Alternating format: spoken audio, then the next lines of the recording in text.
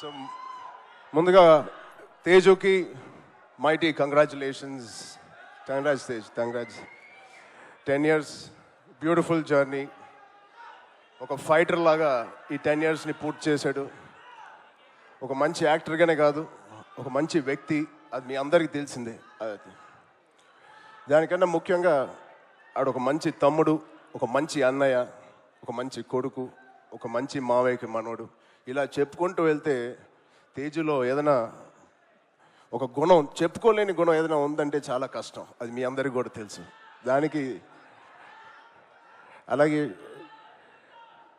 ఈ beautiful journey పిల్ల నోలే జీవితం నుంచి మొదలుపెట్టి రే అనే సినిమాతో చౌదరి గారితో మొదలుపెట్టి ఒక బ్యూటిఫుల్ జర్నీ.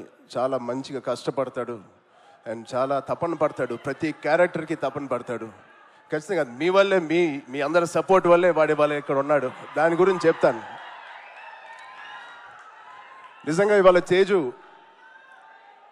ఇది ఎక్కడ నేను మాట్లాడదలుచుకోలేదు, కానీ ఈ విజువల్స్ చూసిన తర్వాత, ఈ సెలబ్రేషన్ చూసిన తర్వాత ఖచ్చితంగా చెప్పాలి. ఇవాళ తేజు మన దగ్గర ఇలా నుంచుంటున్నాడంటే అది కేవలం ఆంజనేయ స్వామి మీద ఒట్టేసి చెప్తున్నాను, మీ బ్లెస్సింగ్స్ ఇవాళ. అంటే ఆ రోజు నేను మళ్ళీ గుర్తు తెచ్చుకోవాలని అనుకోవట్లేదు, కానీ ఇది పునర్జన్మ. ఆ జన్మ మీరే, మీ బ్లెస్సింగ్స్ ఇచ్చింది ఆడికి. మేమందరం ఎంత భయపడ్డామంటే, అంటే ఆ ఫీలింగ్కి ఒక అర్థం కూడా లేదండి, ఒక మీనింగ్ కూడా నేను అనుకోలేకపోతున్నాను. ఎలా మీకు తెలియచెప్పాలో. గుండెని అలా పట్టుకుని మేమందరం 3 నెలలు చాలా చాలా కష్టమైన టైం అది. మా చేతుల్లో మేము చేసిన ప్రయత్నం అంతా వాడి గురించి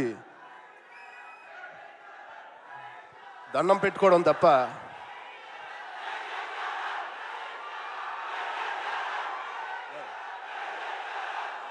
సో నిజంగా థ్యాంక్ యూ. ఆగండి అమ్మా. Love you.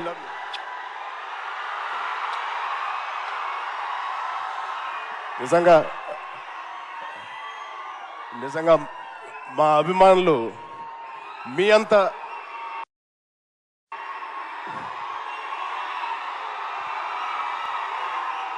థ్యాంక్ యూ తమ్ముడు. Thank you.